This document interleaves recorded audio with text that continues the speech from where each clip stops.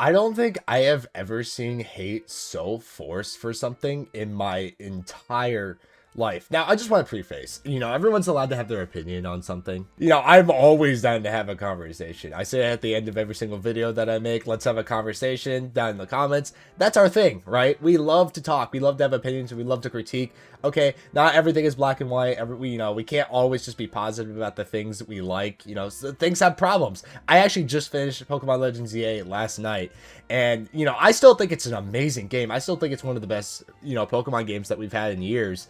So I still think my video from a couple days ago is pretty relevant, but I go to the comments and I go to the fan interaction for the video, and I see like a 23 like to 42 dislike ratio, and I'm like, oh boy, I must have said something very controversial in that video. So I look through and I just see some of the greatest comments I have ever seen in my entire life.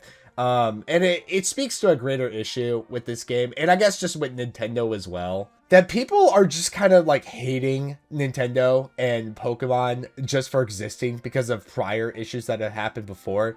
And I'm not saying those issues aren't relevant, okay? I make it a note to everybody, especially when I talked about ZA for the past couple weeks, that I do not like the Switch era of Pokemon, okay? I was not a fan of Sword and Shield. I hated Dexit. Scarlet and Violet was a mistake. I genuinely believe Scarlet and Violet should have never released in the state that it did, and the Switch 2 edition does not fix all of the issues that Scarlet and Violet has, and I don't think it ever will. Pokemon Legends Arceus, while it being probably one of the best games in the series, graphically looks like somebody's Blender project for high school. Believe me when I say it, I do not like modern Pokemon, okay? I feel like Pokemon has failed me in regards to the quality of their games for a long time. So when I say Pokemon Legends EA is a good game, I'm saying this as a fan who wanted more out of this franchise. I'm saying this as a fan who has been begging for a more, fulfilled experience, for a more fun gameplay loop.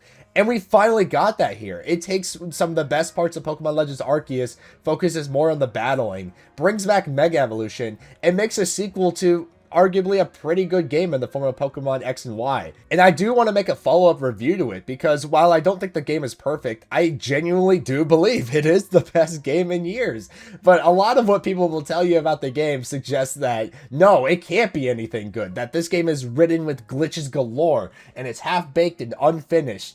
And yeah, sure, the graphics aren't great, but when have Pokemon graphics have ever been great? I'm never going to excuse that with Pokemon, and I don't know how else to describe it. I played the game. I know what the gameplay loop is like, and the gameplay loop is great. I love battling through the ZA Royale. I mean, picking apart some of the comments from that video, I can't help but get a laugh out of it. If I was the boyfriend and beating you with a frying pan ASMR and survived the ordeal, this is the review I'd probably make of Legends EA. I was not that overly positive about the game. I mean, it was just my first impressions, admittedly. It wasn't really an objective review. I think I did go a little bit overboard saying, hey, you guys should just buy the game right away. I think that was a little crazy. I think I was just in the moment there. So I will admit I was kind of overly positive about the game, but my thoughts kind of remain unchanged. I mean, the game was just really fun. Modern Pokemon game players are the same people who buy the new iPhone every year. Well, that's kind of crazy, because I got the iPhone 15 in Christmas of 2023, and I haven't had a new phone since, so, okay. Saying this game is good makes you part of the problem, and part of the reason why Nintendo gives low-effort games with low budget and low quality. Okay, so there's this notion going around that you buying a game or you supporting something is showing Nintendo that you want more of this.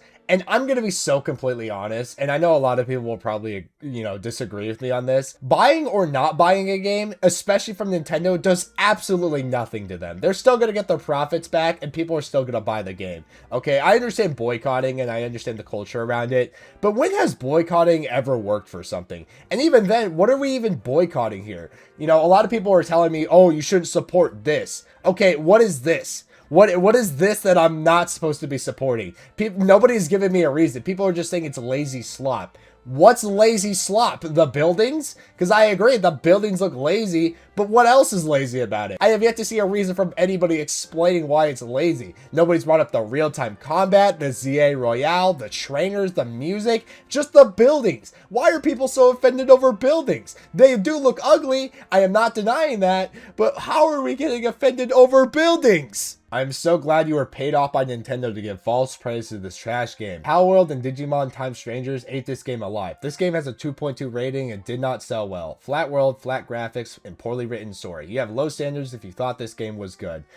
First off, I would have loved to be paid by Pokemon. That would have been great. I mean, Alpharad gets paid by Pokemon, and I would argue has a pretty nuanced opinion about some of these games. But yeah, sure, let's just say the guy with 3,000 subs gets paid off by Pokemon, even though I actively hate on the game. 2.2 rating is kind of crazy. Flat world, flat graphics. I could definitely see where that's coming from, but poorly written story is absolutely crazy, especially since the dialogue for this game is some of the best I've seen in the entire series. Anyone who has actually played the game can tell you the dialogue is amazing. I mean, there's an instance where Emma brings up Ivor punching a wall and equating that to punching things in Hisui and how we're not in that time period anymore and we can't be doing that. That is just a hilarious writing. I don't know what people are saying. The characters are very well written and the story is pretty good. I mean, for Pokemon standards, it's pretty good. I wouldn't say it's the greatest story of all time, but for Pokemon standards, you'd have to understand this is a pretty good story in my opinion. This game is trash waste of $70. Okay, but what about the people who bought the Switch 1 version? This game is objectively shit. Stop giving Game Freak a pass and have some standards. It's like none of these people watched my prior videos on these games and think that I just blindly love Pokemon, and then the one time Game Freak makes a really good game,